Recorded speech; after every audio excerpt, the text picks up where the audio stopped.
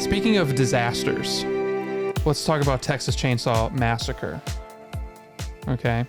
And by disaster, I mean everyone on the internet hates this movie. I was going to say, is it a disaster because so many people were massacred in the making of the the making of the movie, but in the movie? It can work a lot of different ways. Or because the internet is revolting against it. So what is the internet saying?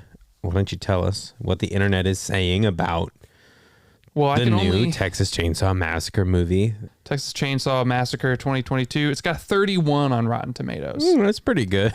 Oh, that's pretty good. It's not golf score. Okay, it's not lowest first. Yeah. It's got a Metacritic of 35. IMDb, the most reliable of all the scores, 5 out of 10. Letterboxd, my favorite film site, has an average of 2.1 stars out of 5. So I'm not a math whiz, but that's below 50%. Well, how many stars would you have given it? I gave it, was just cut right to the chase. I gave it 3 out of 5 stars. That's what I was thinking. What is that? Where you were at? That's kind of where I was at. Maybe I would. Yeah. 3. To make it more applicable, yeah. I would say I'd give it 3 leather faces out of 5. Yeah. Out of 5 leather 3 faces. 3 chainsaw blades out of 5. 3 chainsaw blades out of 5. I am not a huge diehard Texas Chainsaw franchise fan. Right. I have seen the original. I like the original. I don't love it. And I don't think maybe the 2003 one I've probably seen pieces of. But other than that, I'm kind of a newbie to the franchise. So I didn't go in going, I love this franchise. Right.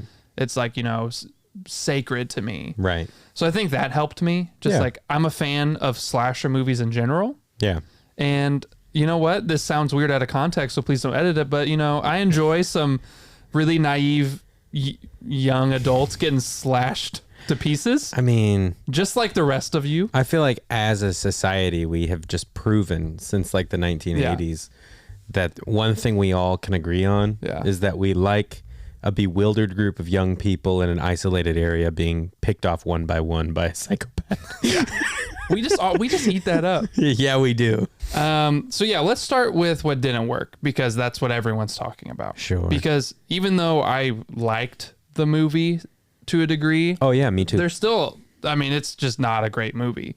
Yeah. But for me, like you said, I thought the idea of like a bunch of young 20-somethings moving into a small deserted Americana town, like the whole gentrification angle was something new. Yeah. I kind of liked, like, it made sense. Like, why would a bunch of like 20-somethings from the city be in this town? Okay, that's an interesting reason. at the very least. Yeah. Kind of interesting. But all the attempts at like themes and character arcs just were so admittedly bad. Like the whole like school shooter trauma angle just like did not work. Like that is such a heavy like dramatic piece to your film, and to just put it in there, reference it a couple times, and like compare Leatherface to like a school shooter was just like, you need to flesh this out way more if you're going to go for that. They're hinting at all of these things that are like kind of social issues and things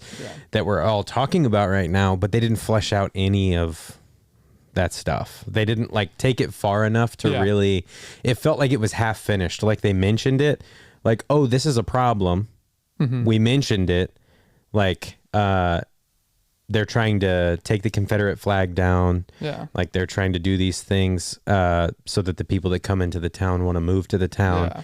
But that's really it. Like after that, they don't take it any further. They don't they don't flesh out any of those like more emotionally rich themes that they like hinted at, but then just didn't take any further. And I want to be clear, it's not that we're saying, oh, why do they have to mention social issues? It's not that. It's that if you are going to mention them and make them a part of your movie, like you have to pay them off.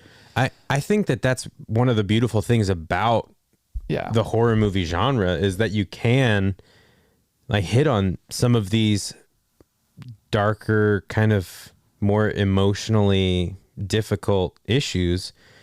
And it's not really jarring because that genre, you go in expecting it to be a little more emotionally dark. And you, like the people that are there to watch those movies are kind of ready to take that on a little bit. Like that's kind of part of the understanding of going to see a movie like that. Yeah. So I feel like the audience is primed to a certain extent for that.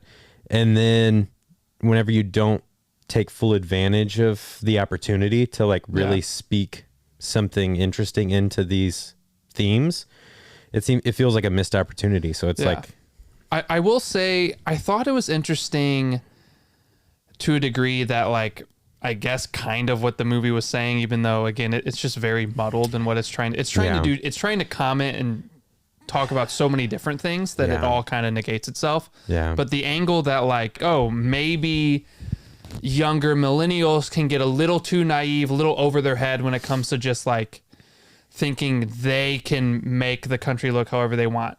That might be a fair criticism, but it just like completely it's almost there just to get the ball rolling, and then it completely falls away. They tried to do everything and ended up doing nothing well. Yeah, exactly. The things that we liked could have been there if you were, and still worked if you removed all of the like modern thematics they were trying to do. And the whole like you said perfectly, it tried to do everything and ended up doing hardly anything at all. Yeah. But what works is like, one, I thought the movie was really well shot. I don't know if you agreed or not. Fully agree. There were some really interesting moments in the movie, like really, really interesting shots. And that's what really kept me in, was like, I thought the movie was really well shot. I really liked the aesthetic of it. I liked a lot of the blocking and a lot of the shots. I thought the action scenes were really well staged, and the tension was there. And just ultimately, to bring it back to the movies we grew up loving, is this movie really did felt like an early 2000s blockbuster horror rental that you'd rent for like $1. That's just all it is just a crazy guy in a mask cutting people up. The whole bus sequence is a win. Just like getting all the characters in a cramped space where you know they can't get out, and just like the dread of knowing Leatherface is going to come in. Yeah, and there's like nothing they can do about it. And I just thought at the end of the day, without credits, it's like an hour and 15. Yeah. Like once Leatherface revs that chainsaw, the movie is kind of like just, okay, here we go. Yeah, you know, it's off to the races. It's just a slasher, like pure and simple. And that's all I wanted. I enjoyed it. It was an easy watch. I thought it was well shot. I thought a lot of the kills were interesting and entertaining.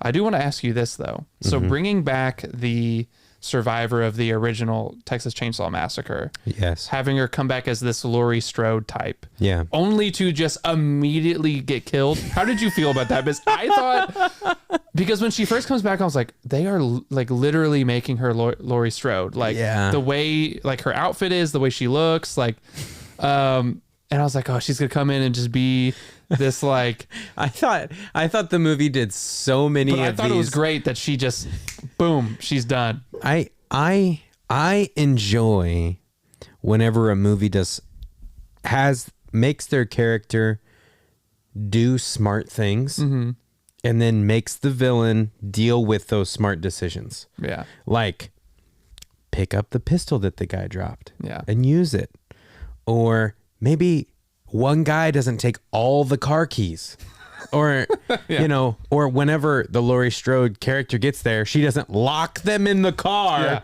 Let me just and walk away. Here. Yeah. Like, I get sick and tired of like characters making decisions like that, because that's not what would happen. Right.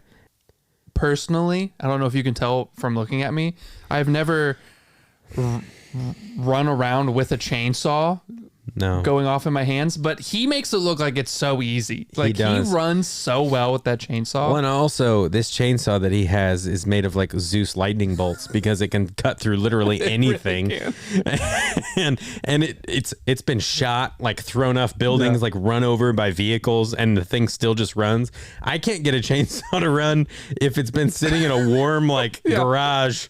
Like I go to start it and I'm like struggling. I would really love, and maybe it's happened in one of the other movies, but I really love if there's just a moment where it's like there one time in the film like it doesn't work right away, where it's like no, that has happened. And that has happened before, but that's a great idea for like a chainsaw company to like show somebody struggling with a chainsaw or whatever, and then have them basically realize that like the Chainsaw Massacre guy's chainsaw always works. Yeah. And it's because he uses like this brand of chainsaw. Yeah, it's literally called the Leatherface brand. And then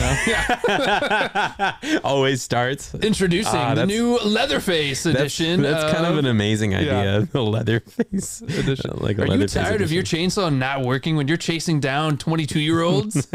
Trying to gentrify your neighborhood? Try the Leatherface edition. It starts the first time every time. Hit it with trucks. Shoot it with guns.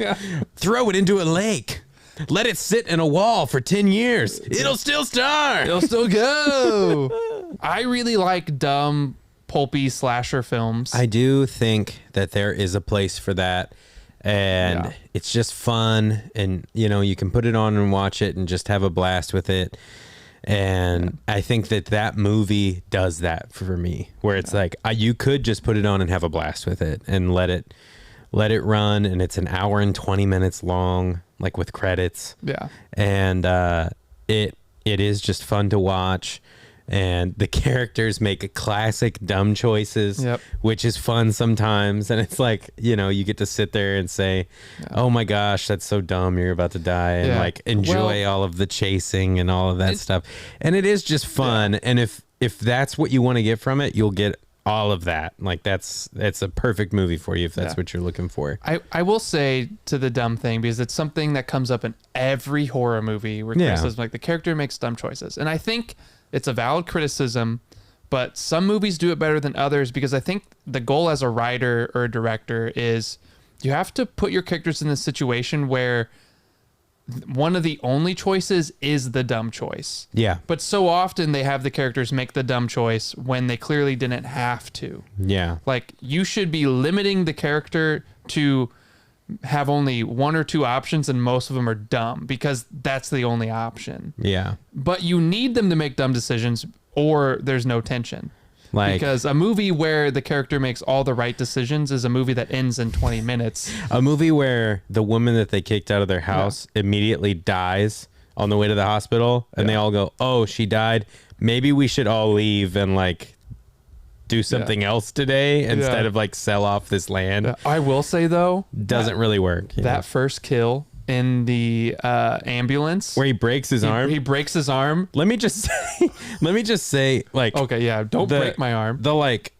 How would you even do that? Like, I was sitting on the couch for like 15 minutes after that. Like, okay, here's the thing. Has Leatherface done that before? Because I feel like if you had one try to, I don't want to get too graphic, but like if you've seen it, you've seen it. If you had one try to do that with someone's wrist. No, let me just, I don't know. What are the odds that your first try you would do that? Let me say, like, you're Leatherface, you're thinking, I'm going to kill this guy. What makes you say, I'm going to grab his, like, surely that couldn't have been planned out. No. Like, the guy had weak bones, maybe, and he grabbed his arm, and it was like, oh. He got so lucky that the only guy he could grab just had a weak bone disease. Weak bone disease. Yeah. Overall, I did enjoy it. I thut it was a fun movie, fun watch. Would you stick by 3 out of 5 Leatherfaces? Yeah, I would give it 3 out of 5 Leatherfaces. But with that being said, I think it's just your basic. You can find us on Spotify, Apple, on YouTube. The YouTube is just going to be clips from a podcast episode. So if you're watching on YouTube, this was just a clip. You can go to the links to get the full episode, and you get to hear about me getting stuck in the mud trying to back out of a driveway. So there you go. Yeah, and if you're watching on YouTube, sub to Why It's Great. And if you like it, if you like the video, like the video. Yeah. And if you don't, dislike it. Yeah, and rate us on Spotify, rate us on iTunes. Yeah, leave a comment. Yeah. Yeah. Bye. See ya. We're so bad at saying bye.